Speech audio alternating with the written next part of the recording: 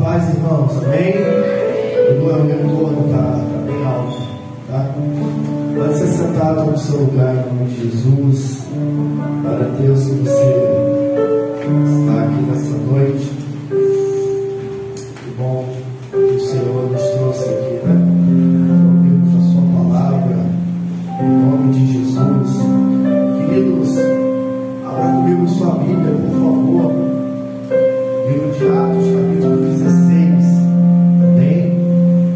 Atos, capítulo 16. Atos, capítulo 16, versículo de número 12.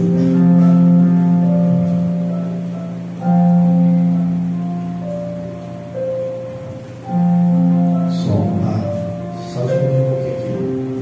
Som, mais um pouquinho. Bem alto. Também. Tá bom. Só diminuir um pouco o volume do microfone. Amém? Glória a Deus. Atos capítulo 16, irmãos. Verso de número 12. Quantos acharam? Diga cheio. Diz assim a palavra do Senhor. E dali para Filipos, que é a primeira cidade desta parte da Macedônia, e é uma colônia. Estivemos alguns dias nessa cidade, e no dia de sábado saímos fora das portas para a beira do rio, onde se costumava fazer oração. Assentando-nos, falamos às mulheres que ali escutaram. E uma certa mulher chamada Lídia, vendedora de púrpura da cidade de Tiatira, e que servia a Deus, nos ouvia. E o Senhor lhe abriu o coração para que estivesse atenta ao que Paulo dizia. Depois que foi batizada, ela e a sua casa nos rogou, dizendo: se haveres julgado que eu seja fiel ao Senhor, entrai em minha casa e ficai ali. E nos constrangeu a isso. Diga amém. Amém. Amados, nós estamos nessa série de mensagens falando um pouquinho de maturidade, e hoje eu gostaria de falar de uma mulher muito especial na Bíblia. Aliás, algumas mulheres que eu já preguei aqui na Bíblia, elas são muito especiais. E eu já preguei aqui sobre Abigail. Qualquer dia eu vou novamente relembrar essa mensagem. Um dia nós falamos sobre a juíza Débora, né? E hoje eu queria falar um pouquinho sobre a vida de Lídia. Lídia é uma mulher que nós precisamos atentar à fé dela. Amém? E aí, para o tema dessa mensagem, dessa noite, eu gostaria de dar o seguinte tema: Lídia, um chamado maduro. Amém? Nós vamos ver como Lídia teve uma participação muito importante na igreja, no ministério de Paulo e no desenvolvimento de uma maturidade até aqui. Amém? Então, quando nós vamos ler a Bíblia, principalmente ali no livro de Atos, nós vamos observar essa mulher chamada Lídia. A palavra Lídia vem do grego Lúdia, que significa, que é um nome, na verdade, é um nome feminino, estrangeiro. E Lídia também significa trabalho árduo.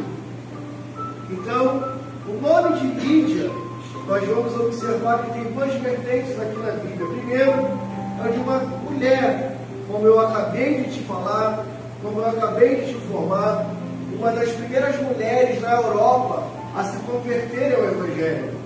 E o nome Lídia remete do grego Lúdia, que significa trabalho árduo, né? Uma das suas definições.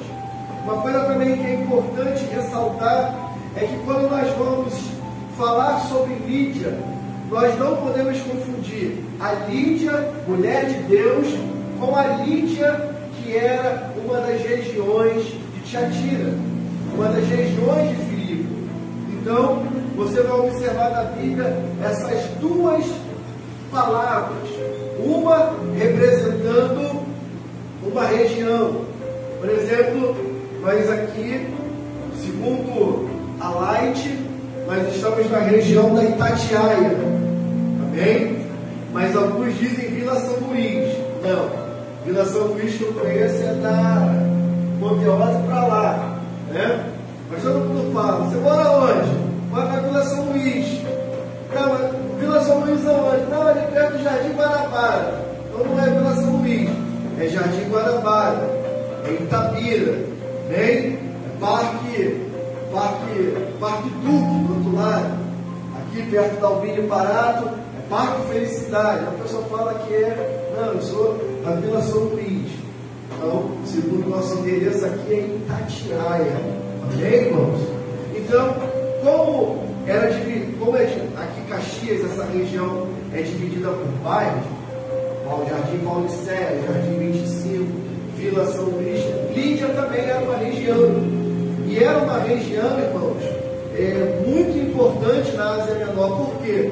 Porque era uma região que ficava nas áreas mais férteis e áreas que tinham muito cultivo ali nas penínsulas. Ficava numa localização privilegiada. E por quê? Porque ela ficava perto de rotas, ficava perto de um porto.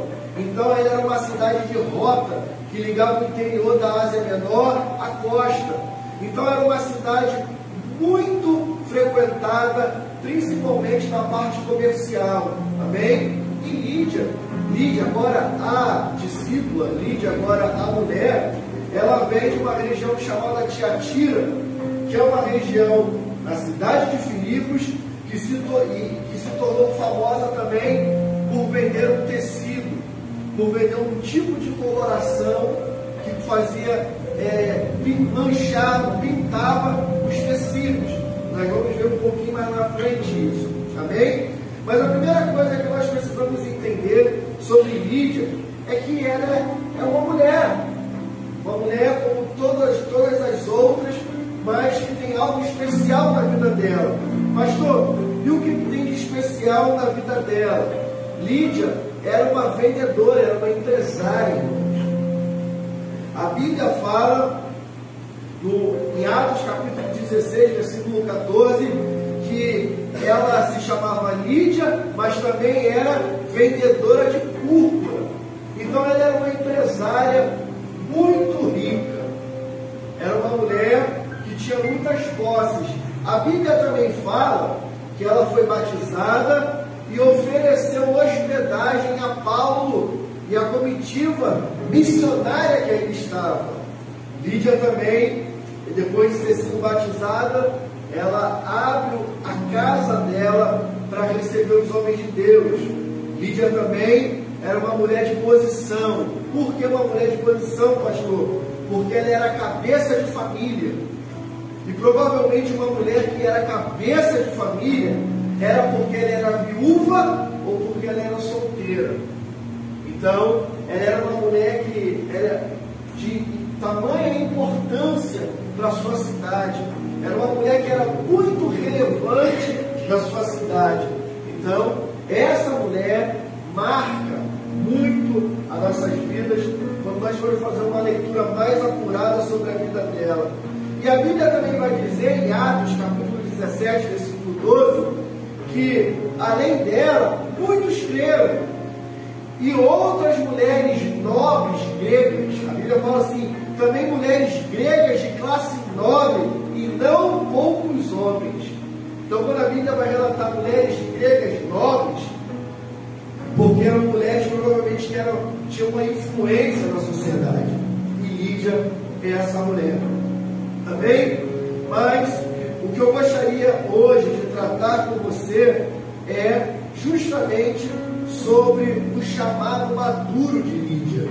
E aí, irmãos, a gente precisa entender algumas coisas aqui nessa noite. Amém? Então, vamos lá. Lídia era uma comerciante.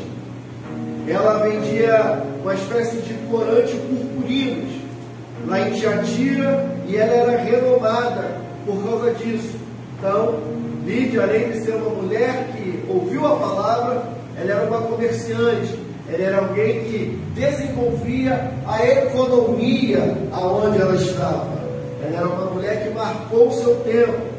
Lá, Atos 16 vai dizer também que ela era prosélita judia. Pastor, o que é ser uma prosélita judia? Ela era uma mulher convertida ao monoteísmo judaico. Ela, por ser grega, não seguia a cultura da sua região, mas a Bíblia chama ela, dá a entender que ela era uma prosélita, uma mulher que já havia se convertido ao monoteísmo, ou seja, apenas um Deus, o Deus do judaísmo. Então, quando ela encontra o apóstolo Paulo, ela está indo para um lugar que era costumeiro de orar. Ela está indo orar. A Bíblia fala que Paulo, ele sai e vai num lugar que as pessoas estão acostumadas a orar. E ela, por ser uma mulher que só cria num Deus, também fazia suas orações. Por quê? Porque nessa época também as mulheres quase não entravam nas sinagogas, porque era mais restrita para os homens. Então as mulheres se retiravam para orar. Então Lídia era uma mulher de oração. Amém? Lídia também, ela exercia a hospitalidade. Ela era uma nobre, mas ela abriu a sua casa para receber missionários. Ela abriu a sua casa para que a sua casa também pudesse ser um grupo de convívio, que a sua casa pudesse também ser um local onde pessoas iam também ouvir falar de Jesus. Então, a casa de Lídia era uma estalagem. Nós vamos observar que mais à frente no livro de Atos, Paulo depois retorna, quando ele sai da prisão, ele retorna para a casa de Lídia. Eu tenho mais algumas coisas aqui importantes para falar sobre Lídia, para que a gente possa tirar algumas lições sobre a vida dessa mulher. Eu disse para você que Lídia era uma mulher de coração aberto, hospitaleira, era uma mulher de oração, era uma empresária. E aí, essa mulher tem algumas coisas para nos marcar. Eu gostaria de tirar algumas lições sobre a vida dela. Por quê? Porque ela tem algo que nós precisamos para os nossos dias, irmãos. Nós precisamos também ser marcados como a vida da irmã Lídia. Amém? Então, algumas coisas que eu andei observando aqui sobre a vida de Lídia, que eu preciso compartilhar com você nessa noite. Deixa eu só abrir aqui o meu anexo. Eu tenho algumas coisas aqui importantes para falar sobre ela.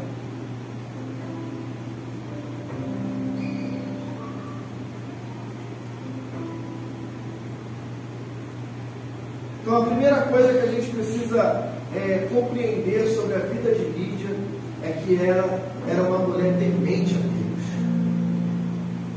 Deus. As pessoas que são tementes a Deus, elas têm a probabilidade de avançar em algumas áreas. Elas têm a probabilidade de marcarem o seu tempo.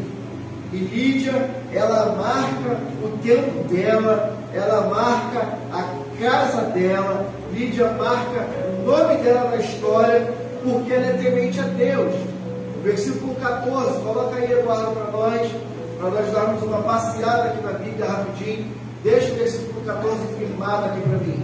Bota aí. Uma certa mulher chamada Lídia, vendedora de púrpura na cidade de Tiatira, que servia a Deus, nos ouvia, e o Senhor abriu o coração para que estivesse atenta o que Paulo dizia. O texto diz que ela servia ao Senhor. O texto diz que ela já servia a Deus, que era uma mulher temente, mas lhe faltava alguma coisa linda. Faltava-lhe o conhecimento sobre o Filho de Deus. A Bíblia também vai dizer que ela tinha o coração aberto e nos ouvia, e o Senhor lhe abriu o coração. Irmãos, preste atenção no que eu vou lhe dizer. Não adianta nós sermos tementes a Deus se o nosso coração não está aberto para Ele. Não adianta o nosso coração, nós falarmos, eu creio em Deus, né? Eu creio em Deus Pai, Deus Filho, Deus Espírito. Dizer o credo, se o coração não está aberto e inclinado para aquilo que Ele quer fazer. Deus, Ele quer ministrar às nossas vidas coisas sensacionais. Deus, Ele quer operar por meio de nós e através de nós na vida de muitas pessoas. Deus, Ele quer nos usar como um agente de transformação para a vida de pessoas. Mas de repente você vai estar falando assim, pastor, hoje eu não estou capacitado, eu não estou apto para ser agente de transformação de pessoas. Pelo contrário, eu estou precisando ser transformado. Então, até para isso acontecer, o teu coração precisa estar aberto diante de Deus. Oh, Deus.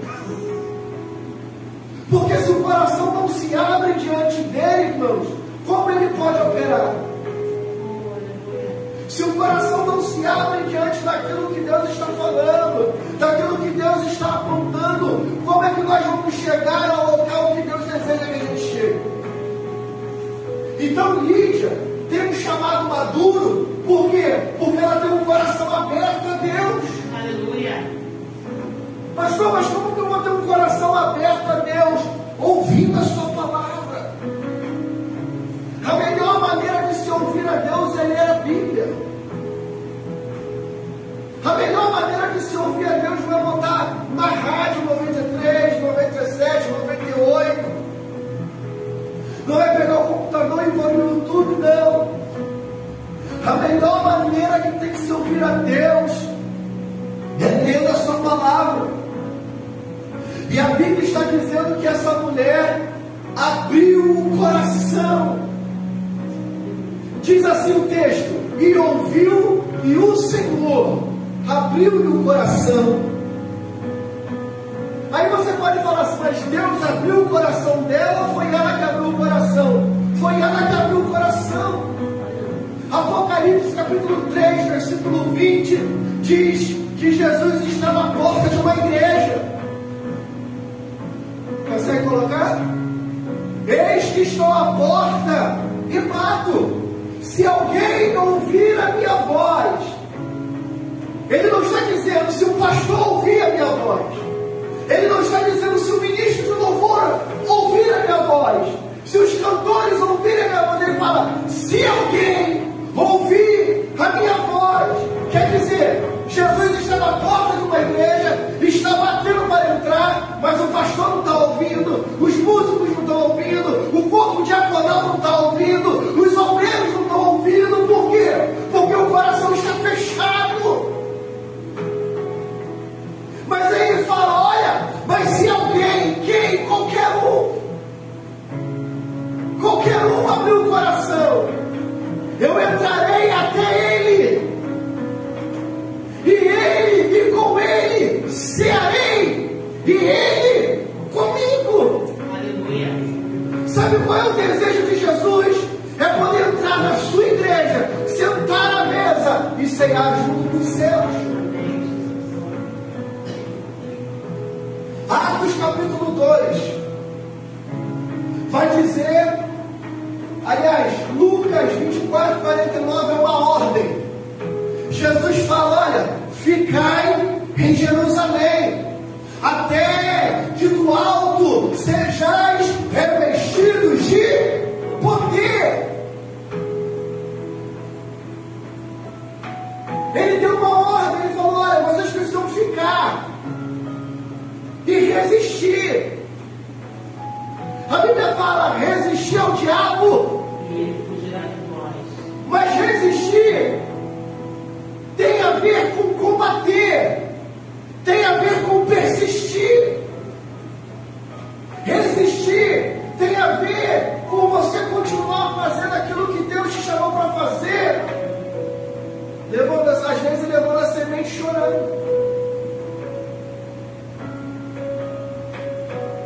E ele fala: olha, vocês precisam ficar.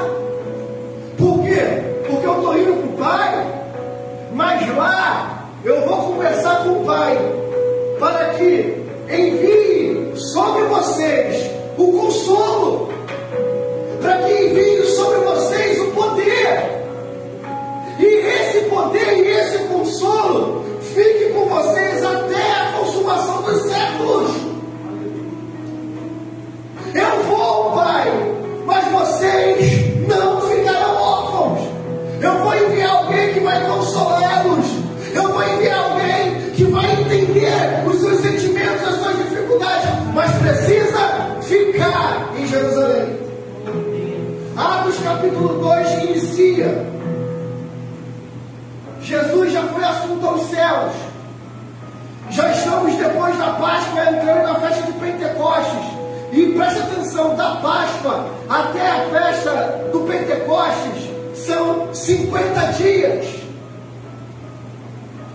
Provavelmente os discípulos estavam ali o primeiro dia, vai vir daqui a pouco.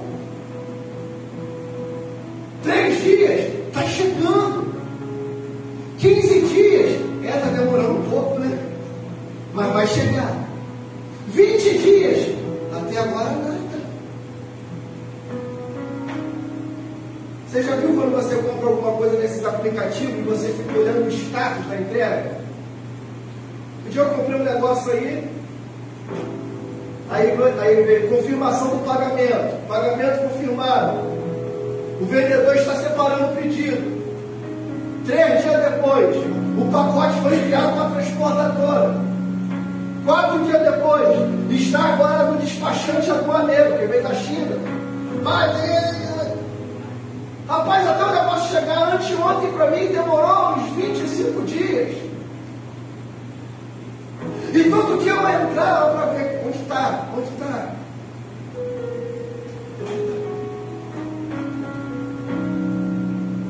A história vai dizer que nesses 50 dias algumas pessoas foram embora e outras permaneceram.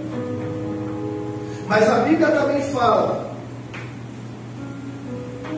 que no momento certo, que na hora de Deus enviou o seu Espírito. E a Bíblia fala que os que receberam o dom do Espírito foram os que permaneceram, foram os que ficaram. E o mais interessante, minha irmã Eliette, é que não foi o pastor que recebeu primeiro, não foram os ministros que receberam o porteiro, mas a Bíblia fala que todos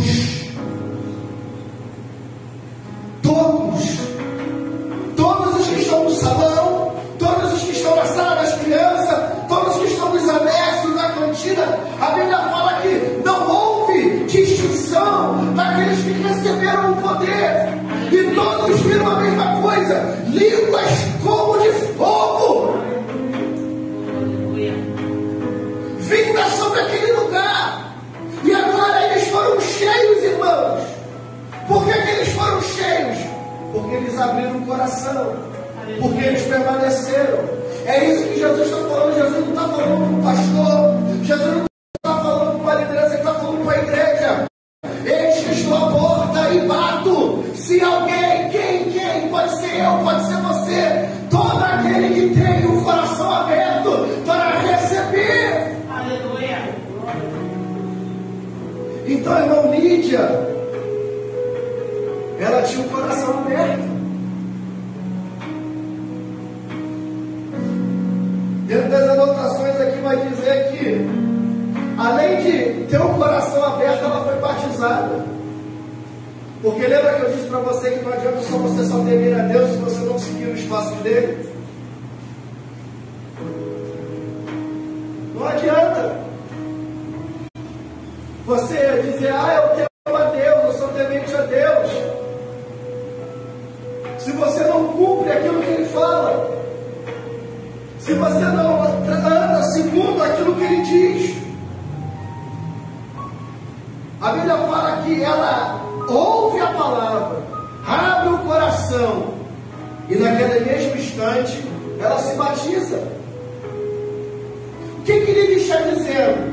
Eu não só ouvi, mas agora eu também vou praticar. Aleluia. Porque o batismo é uma prática de fé e regra. Para nós, o batismo é a inicialização da fé cristã. Quando você declara Jesus como Salvador publicamente na igreja, numa célula, numa praça, você reconhece Jesus como seu único e suficiente Salvador, chega um determinado momento que você também precisa agora ser batizado para a remissão dos pecados. E aí os que foram batizados aqui sabem, a gente tem uma aula, a gente ensina um pouquinho, tenta passar um pouco o que é batismo. A palavra batismo vem do grego baptismo, que significa imersão. Então o batismo é por imersão, não é por aspersão, é por imersão. Por que, pastor, que a gente não batiza aquele menino ali que está no colo de 3 anos? Porque ele ainda não tem consciência, ele ainda não sabe, ele ainda não tem julgamento próprio para saber: eu quero servir a Deus, eu não quero. Teoricamente nós batizamos a partir dos 12 anos, porque segundo a Bíblia Sagrada, com 12 anos o homem, ele já é maioridade espiritual. Mas para alguns a gente espera ainda. Diz outro dia, não espera muito não. Então quando a gente vai para o batismo, irmão, nós vamos entregar a nossa vida a Jesus e vamos dizer: olha, a partir de agora, a velha criatura já não existe mais. Eis que tudo se fez novo. As coisas velhas se passaram, e eis que tudo se fez novo. Amém? Só quem vai lembrar do teu passado agora é o diabo para querer te acusar. Mas quando ele querer te acusar, ele vai ver que na tua ficha de acusação tem uma mancha vermelha, e ele vai dizer: eu não posso agora mais. Por quê? Porque sobre a vida dela, sobre a vida dele, há o sangue carmesim de Jesus. Aleluia. Então quando eu vou me batizar, quando eu me batizo, eu estou dizendo: eu não só creio, eu não sou só temente, eu não só abri o coração, mas eu também vou ser praticante agora. Aleluia. Amém? Uma outra coisa interessante na vida de Lídia, no chamado dela, é que naquele mesmo momento, Lídia foi hospedeira. Ou seja, ela foi hospedeira da obra, ela abriu a casa dela. Sabe, irmão, a gente abre a nossa casa para tanta coisa. Principalmente quando a gente é do mundo. Eu me lembro que quando eu era pequeno, nós não éramos crentes, minha mãe vivia abrindo a nossa casa. Ela trabalhava, ganhava relativamente para a profissão dela bem. A nossa casa, durante o período, teve de tudo. E ela, quando abria a casa, as pessoas chegavam, não sei se na tua casa era assim, mas na minha casa antigamente tinha um bar, toda casa tinha um bar, ficava com as taças emborcadas, né? Ela era de canto de parede, tinha um espelho, né? Aí ficavam as taças emborcadas, e ficavam várias garrafas de bebidas caras, uísque, cachaças puras. E as pessoas iam, a gente abria a porta da nossa casa, irmão.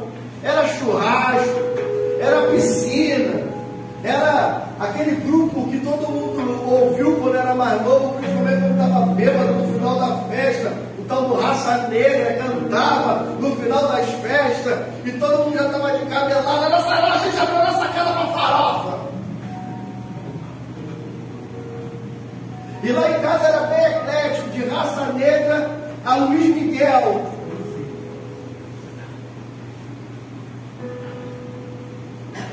Aquele camarada que parece que era nosso parente, eu esqueci o nome, que é Gonçalves também, que canta Correria.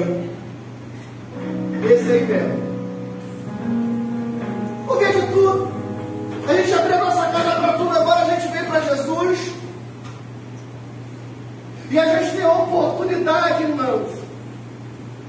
operar a obra de Deus na nossa casa. A nossa casa pode ser uma extensão da nossa igreja. Eu não estou dizendo que na tua casa tem que ter culto todo dia. Eu não estou dizendo que você tem que botar qualquer um na tua casa. Mas eu estou dizendo que todos aqueles que têm a oportunidade de ter intimidade de entrar na tua casa, eles vão conhecer Jesus. Porque nós só servimos a Jesus. Tem muito crente que as pessoas vão na casa dele e ele não fala de Jesus nem um minuto. Ele fala que o vizinho trocou o carro, ele fala que a vizinha brigou, ele fala do Big Brother, ele fala do Flamengo, ele fala do Vasco, ele fala do Lula, ele fala do Bolsonaro, mas de Jesus ele não fala. Então, irmãos, Lídia me mostra que ela pode ser temente, ela pode ter o coração aberto, ela pode ser praticante e ela pode fazer a obra. Não tem desculpa para não fazer a obra. Ah, Deus só chamou o pastor. Não. Todos nós fomos chamados para ganhar vidas para Jesus. O chamado é universal. A gente não pode confundir dom com chamado. De repente eu tenho o dom da palavra. Como o irmão ali tem o dom da oração. Ele ora, é um homem de oração. O outro ali, quando estende a mão, as pessoas são curadas, quando cura. Então Lídia, ela abriu o coração, ela abriu a casa dela, e a casa dela hospedou os missionários naqueles dias.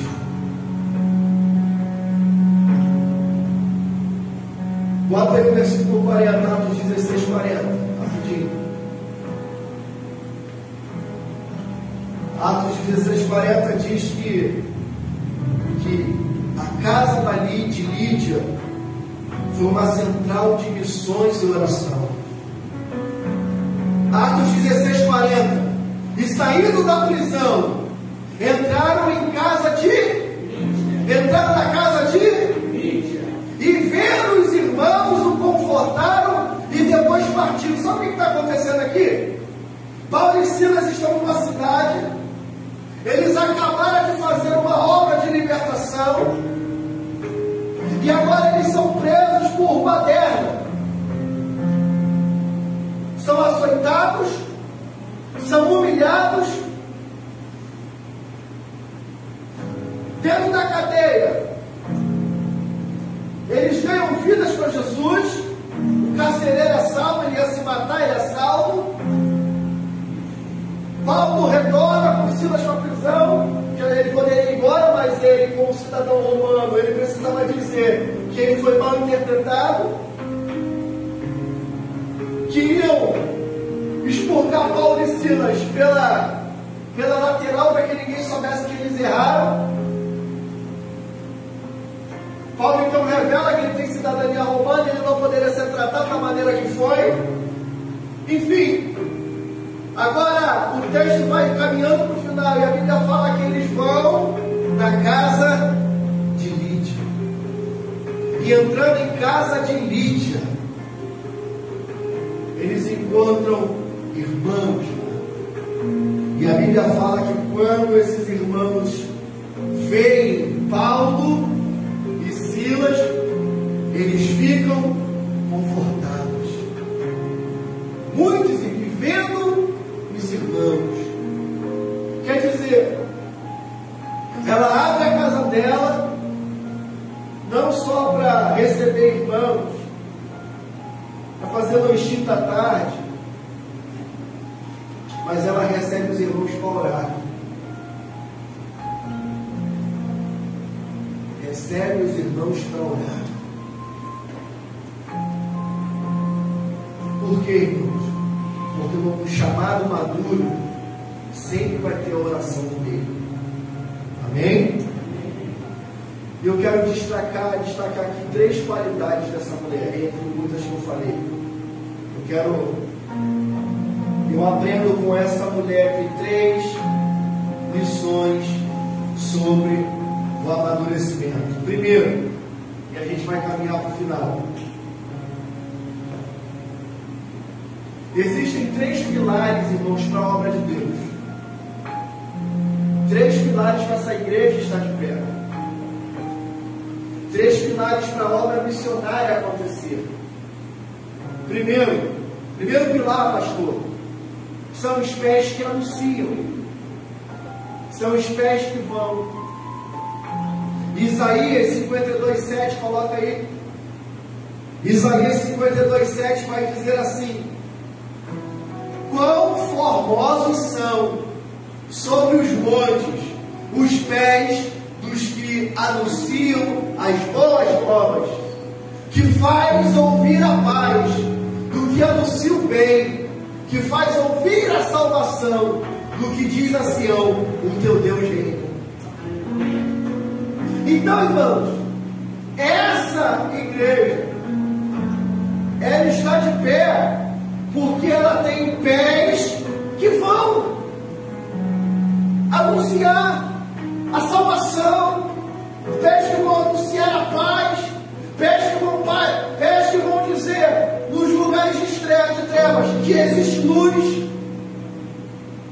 Lídia, eu consigo olhar em Lídia essa característica dos pés que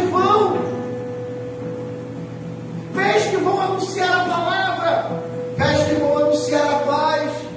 Sabe, irmãos, às vezes a gente se apressa para tantas coisas e não se apressa para a obra do Redentor. Segundo,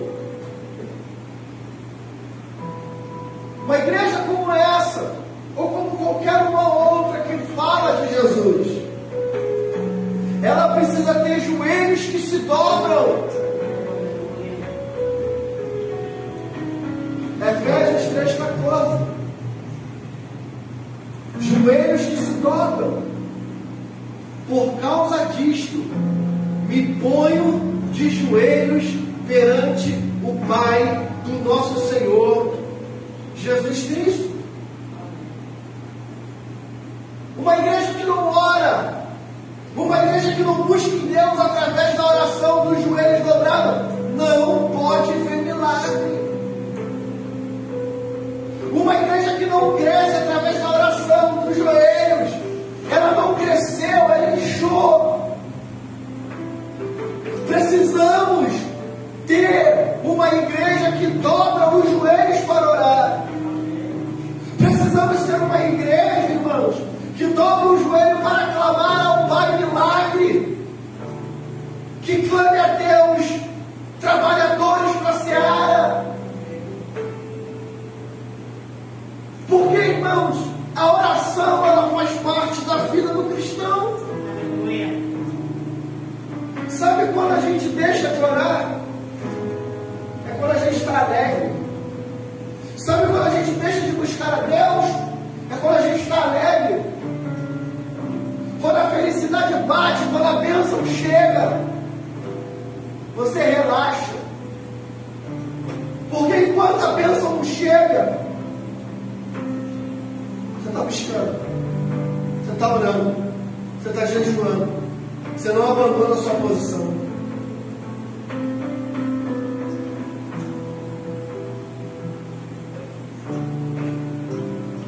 Sabe quando a gente relaxou? Quando a gente achou que ele estava por cima da carne seca.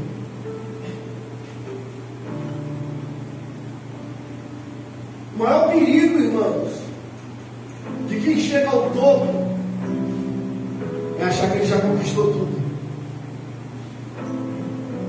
Quando na verdade chegar ao topo deveria significar: eu preciso tomar cuidado. Porque a Bíblia fala para tomar cuidado, não os que estão caindo. A Bíblia fala para tomar cuidado, não os que estão prostrados. Mas ela fala para tomar cuidado aqueles que estão de pé. É linda a canção que nós cantamos aqui. Estamos de pé, vivemos por fé. É lindo, mas é nesse momento que a gente relaxa, que a gente vacila, que a gente baixa a guarda. eu gosto de ver filme, né? Principalmente filme antigo assim, por exemplo, Rock, né? Rock Balboa. É claro que ele só ganha porque ele é o protagonista do filme, né? Mas pode reparar, se você pegar do 1 ao 7, do 1 ao 10, hoje tem 10 filmes dele. Pode reparar que ele só vence o adversário quando o adversário acredita que já venceu ele. Sabe quando que a gente perde a batalha? É quando a gente demonstra para o nosso adversário, tipo assim, eu estou por cima, eu estou vencendo. E aí, irmão, você larga a sua posição, você abandona o seu turno, você abaixa o escudo, abaixa a espada, dá uma aliviada no cinturão. E a Bíblia nos orienta, cuidado com você que está de pé. Você chegou até aqui, mas tem uma milícia de demônios querendo te destruir, querendo acabar com o que você conquistou até aqui. E aí, irmãos, é nesse momento que nós precisamos de uma igreja que ora. Aleluia. As irmãs que oram têm vitória para contar. As irmãs que oram, lá no céu tem um lugar. Por que não os irmãos que oram? Nós sempre terceirizamos isso para as mulheres. Vai ver na oração, como para os homens. Vai ver nas consagrações de manhã, um ou outro aposentado aqui e ali, 2 ou 3 desempregados, que está fazendo voto, diversos começos para voltar a trabalhar. E aí quando volta a trabalhar, esquece tudo que prometeu. Mas quem que está? No sábado de manhã, as mulheres. No dia de semana, as mulheres. Mas o nosso público aqui hoje tem mulher. E os homens? Estão sempre terceirizando aquilo que eles poderiam estar fazendo. Por que há uma explosão de avivamento no meio das mulheres? Por que as igrejas investem em mulheres? Porque mulher tem um coração aberto para ouvir a voz de Jesus. Amém. E homens são coração duros, de pedra.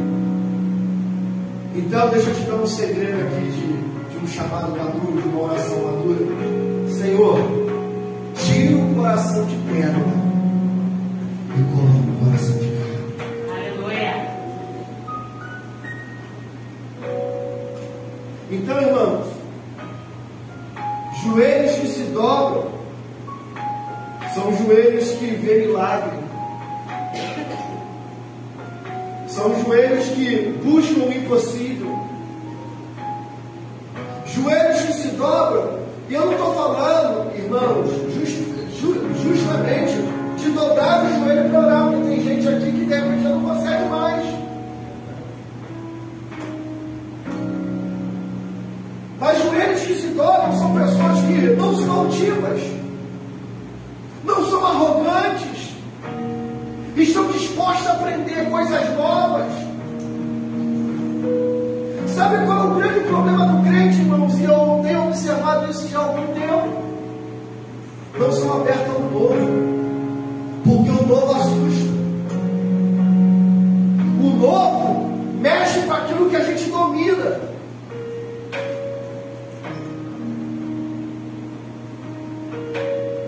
E aí essas pessoas se tornam pedra de tropeço para outras, porque elas não estão abertas ao novo e elas não deixam as outras pessoas ao seu lado também chegarem ao novo.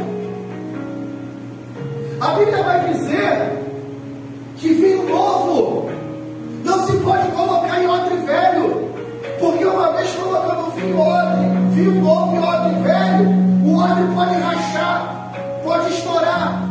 Pastor, o que significa isso? Significa que todos os dias nós precisamos entrar no rio de Deus, na graça de Deus, na renovação de Deus. Aleluia. Ah, pastor, mas eu já sou crente há 35 anos. Que bom, isso aqui não é INSS.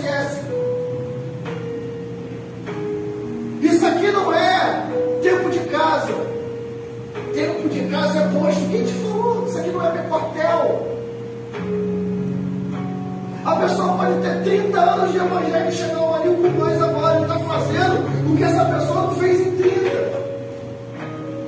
Aí o que essas pessoas antigas fazem? Ele é garoto, menino da fé, deixa ele, vai quebrar a cara. Na verdade, ele está torcendo para aquele que está fazendo o que ele não tem coragem de fazer, se arrebentar.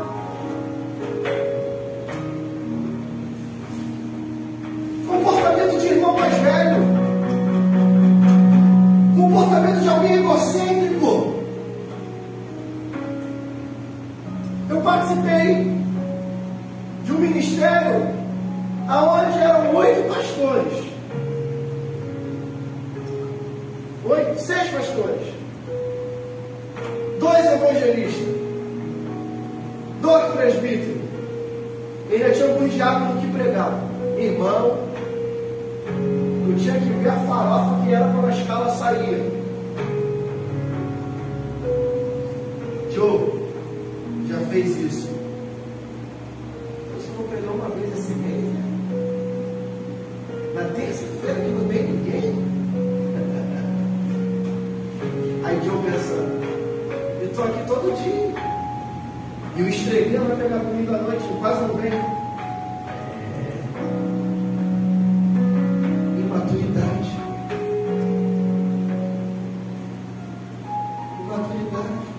Por quê? Porque a gente acha que a escala é competição. Aí começa um querendo pregar mais que o outro. Eu já vi isso acontecer com muita gente. E a igreja para de crescer.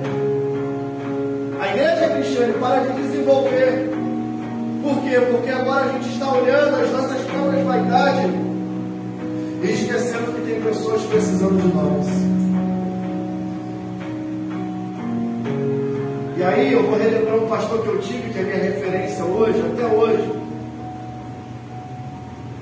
Alguns meses eu estive na igreja dele, lá é culto segunda e quarta e domingo. E eu tive uma segunda-feira porque para não chocar o dia de culto aqui. Na época eu fui lá para fazer um convite a ele, para ele vir pregar na nossa conferência, enfim, no ano retrasado. E aí a igreja dele está em pura expansão, irmão. Sabe quando Deus dá graça para o homem? O bairro todo agora está indo para a igreja dele. Alguém pode pensar, o que aquele homem fez? Eu sei o que ele fez, pregou o evangelho, pregou a palavra. E nunca se importou com o que falava ou do que ele pregava, porque ele sabia da direção que Deus estava dando para ele. Tinha uma outra igreja na região, que tinha um governo da localidade, sabe o que é isso? Ela era a maior igreja, ela era a referência do bairro.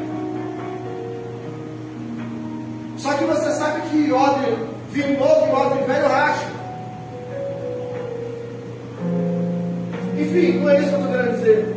Eu estive na igreja dele, e aí ele aproveitou que tem um público na segunda, tem um público na quarta, e ele falou, olha, quem é aqui que vai se apresentar no domingo agora e tal? Eu preciso saber, a secretaria precisa saber que vocês vão ganhar uma lembrancinha, tal, de quem for apresentado, não sei o que, não sei o que lá, pá. Aí o pessoal levantou a mão e falou, fica de pé só para a gente fazer uma contagem, já estuda a pessoa aqui, ia ficar membro, ia ser recebido como membro naquele domingo. Aí ele falou assim, irmão, deixa eu te dizer um negócio aqui, antes de chegar domingo, eu sou o pastor da igreja, meu pai é o presidente, e aqui só prega eu. De vez em quando eu vou lá e falo para o outro pastor lá. Se você está vindo para cá, porque aqui é grande e você acha que vai se promover, melhor não ficar como membro, só visitante. Eu já estou avisando, porque daqui a pouco você vai se tornar membro e vai falar assim, bom, pastor, me dá uma oportunidade. Eu posso até te dar uma oportunidade, eu te dou a oportunidade de você pregar no trem, na praça. Mas aqui em cima, quem não tira a igreja é o pastor da igreja. Alguém já teria falado assim, pô, ele é arrogante, baixinho, cheio de marra. Mas só ele sabe o que ele passou para ele chegar onde ele está e colher os resultados que ele colheu.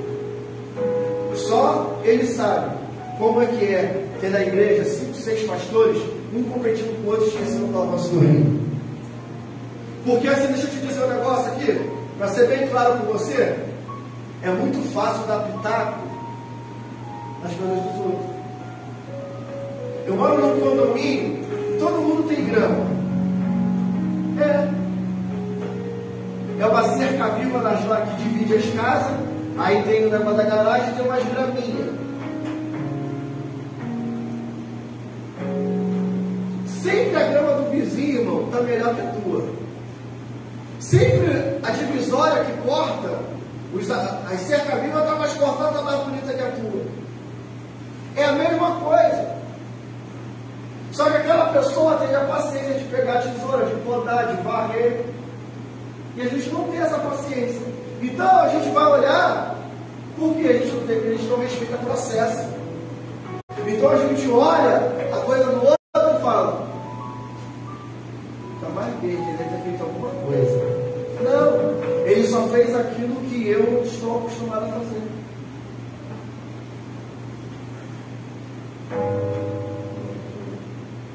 Então a gente tem que tomar cuidado com essas coisas. Joelhos que se dobram. E por fim, os 3 pilares que eu vejo no ministério de Lídia, está ligado, é o que está lá em Filipenses capítulo 4, versículo 14. Coloca aí agora. Filipenses capítulo 4. Nós vamos ler até o 20, tá, Eduardo? Vou fazer uma leitura aqui rapidinho. Todavia fizeste bem em tomar parte na minha aflição. E bem sabeste também, ó Filipenses, que no princípio do Evangelho, quando parti da Macedônia, nenhuma igreja comunicou comigo com respeito a dar e a receber, senão vós somente. Porque também, uma outra vez, me mandastes o necessário a Tessalônica. Não que procure dádivas, mas procure um fruto que cresça para a vossa conta. Mas bastante tenho recebido e tenho abundância. Cheio estou, depois que recebi de Epafrodito o que da vossa parte me foi enviada, como cheiros de suavidade e sacrifícios agradáveis e aprazíveis a Deus. O meu Deus, porém, segundo as suas riquezas, suprirá todas as vossas necessidades em glória por Cristo Jesus. E o 20: ora, o nosso Deus e Pai seja dado glória para todos sempre. Amém. Terceiro pilar e último para a gente encerrar são mãos que contribuem. Tem gente, irmã Eliette, que os pés estão disponíveis para ir anunciar. Outras pessoas já não conseguem mais usar os pés para anunciar, então elas têm o joelho para dobrar. E outras pessoas têm mãos para contribuir. E o sensacional nesse texto, que nós acabamos de ler, é que quem está mandando uma oferta para o ministério de Paulo é uma das igrejas mais pobres que se tinha. Há registros que essa igreja em Filipe era uma das igrejas, uma das congregações mais pobres que se tinham. Mas é aquilo, irmão. Ninguém aqui é pobre o suficiente que não tenha algo para dar para alguém.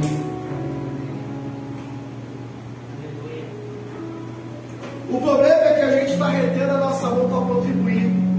E eu não estou falando de dinheiro não, querido. É contribuir às vezes com uma limpeza da igreja. Ninguém nunca está disponível. Nunca pode. É contribuir com uma cantina. É contribuir com o social. Cadê? Os irmãos se levantando, a gente fala tanto, irmão, mas a gente tem que olhar para dentro da nossa igreja primeiro. A gente vai muito apontar a estrutura do outro, mas tem que olhar aqui para dentro. Cadê o social que ninguém faz mais? Não vê mais ninguém chegando com 1 quilo de arroz, 1 quilo de sal, 1 quilo de feijão.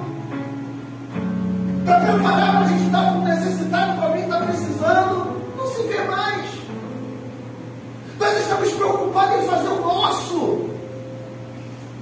Se eu fiz o nosso, tá bom, é aquele feijão com arroz, tá bom, vai embora daqui.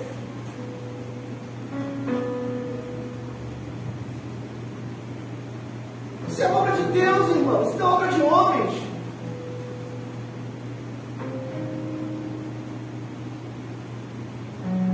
Então só existem mãos que contribuem. Existe a contribuição financeira? Existe? Claro. Você acha que é para a gente estar dentro dessa estrutura aqui hoje? Não precisa de uma contribuição financeira? A irmã está dizendo que está com frio, vai dar um calor danado lá fora. Mas ela está com frio. Pode ligar o ventilador ali atrás. Aí você acha que para a irmã sentir frio aqui dentro é por divina revelação ou divina mão de Deus soprando aqui, o hálito dele, para a gente ficar com frio? Não. O investimento que foi feito, é manutenção que é feita todo mês. E liga ali, vai congelar aí, liga os ventiladores aí atrás. Você vai congelar aí. Vou botar uma foto para mim aqui. Olha aí, Catarina. Eu tô com calor. Aqui esquenta, né? Aqui em cima esquenta. Aqui em cima esquenta, irmão. Hoje eu cheguei mais cedo aqui, o Tiago e o Eduardo não ia poder chegar no horário que ele costuma, aí a gente saiu mais cedo do trabalho. Eu cheguei aqui hoje com a minha esposa. Começamos a ajeitar algumas coisas aqui. E eu falei para ela, lembra quando nós chegamos aqui, como é que era isso aqui?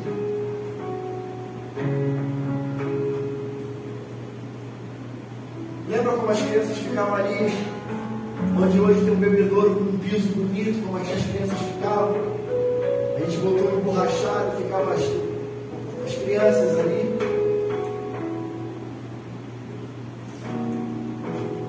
Aí Deus me fez, irmão, dá um olhar de 365 graus para cá.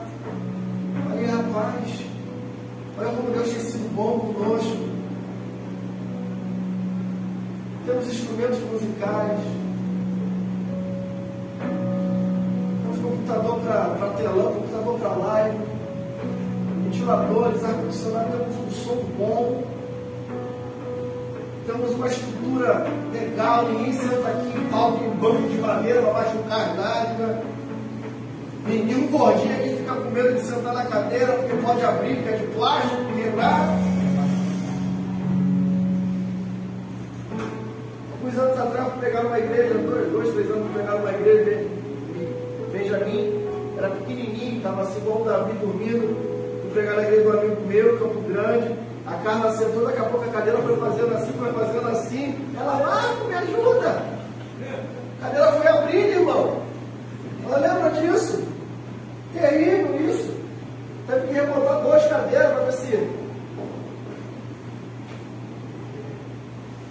Então, você está compreendendo, irmão? Mas de repente a gente podia ficar no conformismo. Não, tá bom. Mas para a gente estar aqui assim, desse jeito, são mãos que contribuem. Aleluia.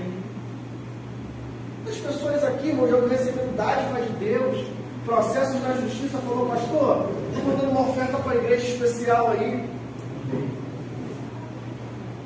Trabalhadores que saem cedo de casa, pegam um ônibus, trem lotado, trabalham dia sim, dia não, trabalham sábado, trabalham domingo, chega aqui e contribui na esperança, primeiro sendo fiel a Deus, segundo entendendo que nós temos, que a igreja tem, que a IPCAP tem feito uma boa administração. Irmãos, escuta o que eu vou te falar. Alguns meses atrás, o envelope que você dava o dízimo, dava uma oferta, era um papel A4 colado, que as crianças colavam ali atrás.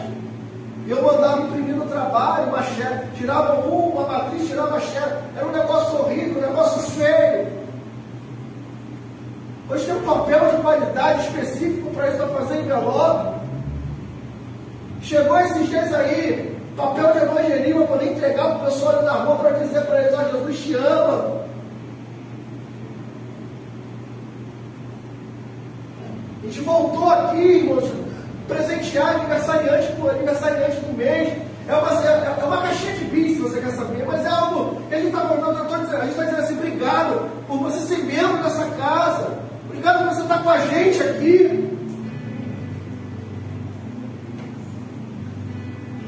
Terminamos de pagar esse mês a obra da igreja que iniciou um ano atrás. Esse mês cheguei aqui na casa material e entreguei. Está aqui, já acabou. Faltam apenas 3 prestações para terminar de pagar essas cadeiras. Eu já estou perguntando se o cara já não quer me vender mais 20. Irmão.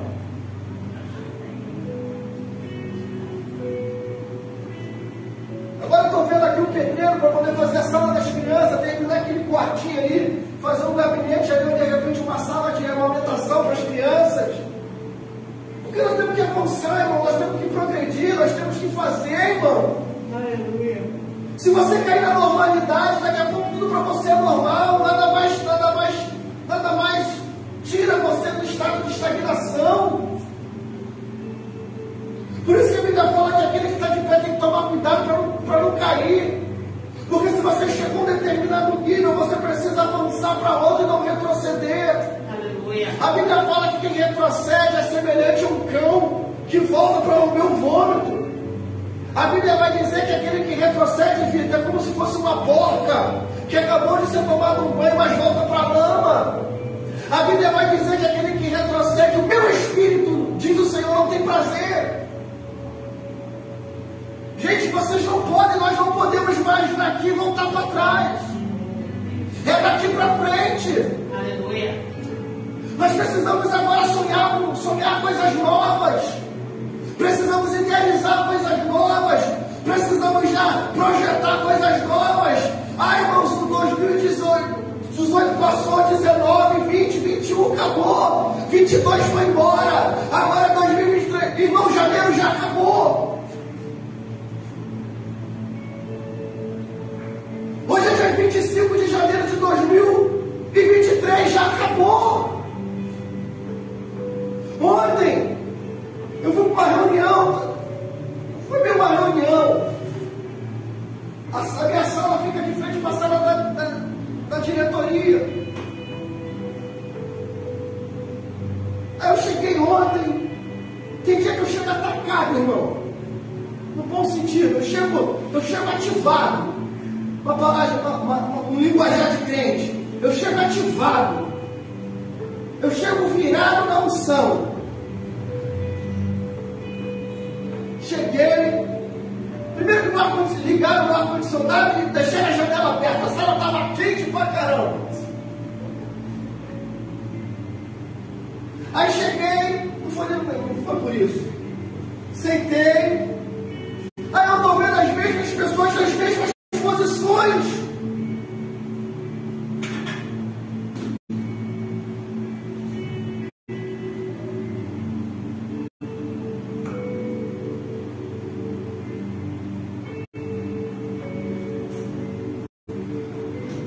Eu olhei aquilo, falei: caramba, acho que não estou entendendo as coisas aqui.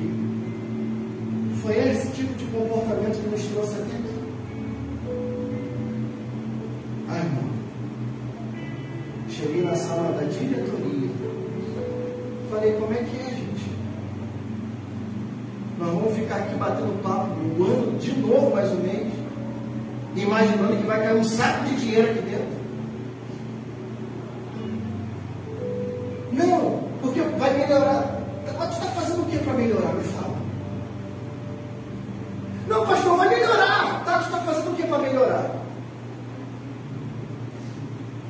Agora, aqui, para nós somos aqui mesmo da igreja, está fazendo o que para melhorar? Quais são as atitudes que você tem tomado 2023 diferente de 2022? Ou você acha que as mesmas atitudes do ano passado vão te levar para onde, irmão? O mesmo lugar que você está hoje. Sabe por que muitos de nós não avançamos? Porque não tomamos uma atitude. É muito bom ouvir testemunho dos outros. É muito bom ouvir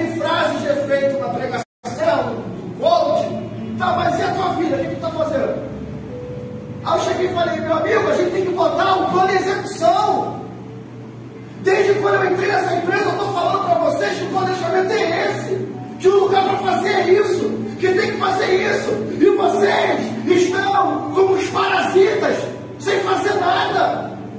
E os credores estão batendo na porta. E a dívida só está crescendo. O que vocês estão fazendo? O que nós vamos fazer? Precisamos reagir. Não, cara, fica calmo. Eu não estou calmo. Só que a gente precisa reagir. Já viu quantas famílias têm jogo aqui? Já viu quantas famílias têm jogo aqui? Pra gente ficar parado, sentado assim, estagnado? Sai do TikTok, sai do Instagram. Vamos trabalhar, vamos executar alguma coisa aqui.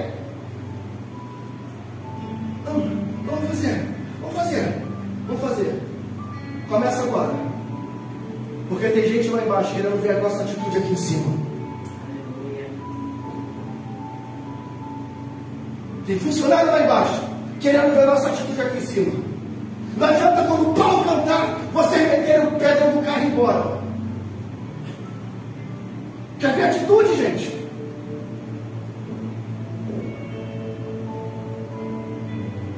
Então, eu vou dizer algo para você aqui nessa noite, de novo. Você não será conhecido pelas suas intenções. Você será conhecido pelas suas atitudes. Ah, mas o Vitor tomou uma atitude errada, mas ele tomou uma atitude. O problema é que você só fica só no campo das ideias. Porque eu vou fazer alguma coisa aqui, vou ganhar 15 mil. Tá.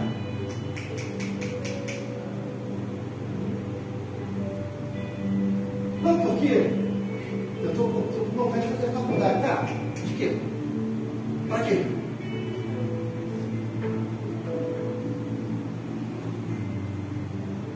Aí está todo mundo avançando, todo mundo chegando num determinado lugar, e tu está no mesmo lugar.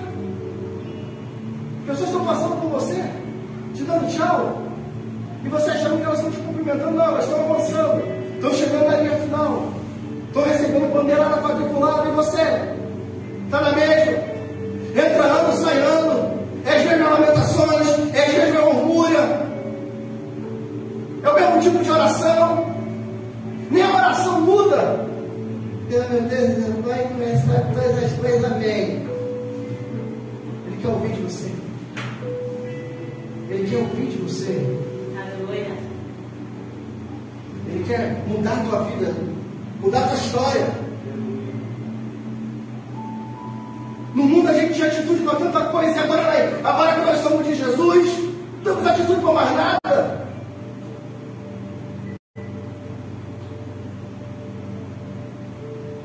Tu metia a mão, fazia, acontecia. Era conhecida como um homem de atitude, uma mulher de atitude, e agora? Agora virou covarde, banana, não faz mais nada.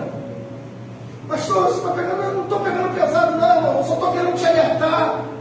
Só que eu quero despertar você, desperta tu que dorme. Acorda, desperta. Você acha que a gente vai chegar com as mesmas atitudes aonde? Lugar nenhum. Não adianta as almas vir aqui. Se a gente não cuida, não abraça, não telefona, não pega o número. Quantas pessoas entraram aqui, irmãos, e a gente, perdão da expressão, fez pouco caso. Cadê as pessoas que nos visitaram? Já ligamos, já telefonamos, já convidamos. Ganhador de alma é chato.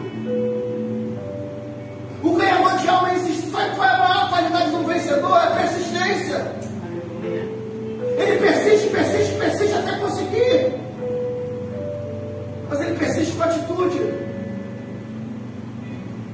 E está vendo a nossa família indo para o brejo. Está vendo o nosso filho indo para longe. Ele não está fazendo nada. Então, irmãos, queria que você despertasse nesse dia. Pés que vão, joelhos que se dobram e mão que contribuem. Não estou falando de dinheiro. Dinheiro faz falta? Faz. A gente precisa de dinheiro para avançar? Precisa. Mas diferente das empresas lá de fora, nós não somos uma organização, nós somos um organismo vivo. Aleluia. Somos uma organização em termos de CNPJ, mas como Bíblia Sagrada somos um organismo vivo porque somos um corpo. Eu posso dizer, eu posso afirmar para você, entre a minha empresa, a empresa que eu trabalho e essa igreja aqui, Deus tem mais compromisso com essa igreja aqui. Aleluia. Aqui, pastor, tem famílias que trabalham lá, mas aqui é um povo que busca Ele. Aqui é um povo que se importa com as coisas dele. Se você se importar com as coisas de Deus, cara, Deus também vai se importar com as tuas coisas. É isso que Mateus 6,33 me garante: buscar primeiro o reino de Deus e a sua justiça, e as demais coisas vos serão acrescentadas. Aleluia. Então, mídia, ela me mostra uma capacidade em 3 níveis. Se o meu pé não pode ir, o meu joelho vai orar para quem está indo. Se os meus pés não podem ir, a minha contribuição vai chegar para quem está pregando. Pés que vão, joelhos que se dobram e mãos que contribuem. Qual nível você está? Amém? Só uma reflexão simples. Posso ouvir glória a Deus? Glória. Vamos aplaudir o Senhor por essa palavra.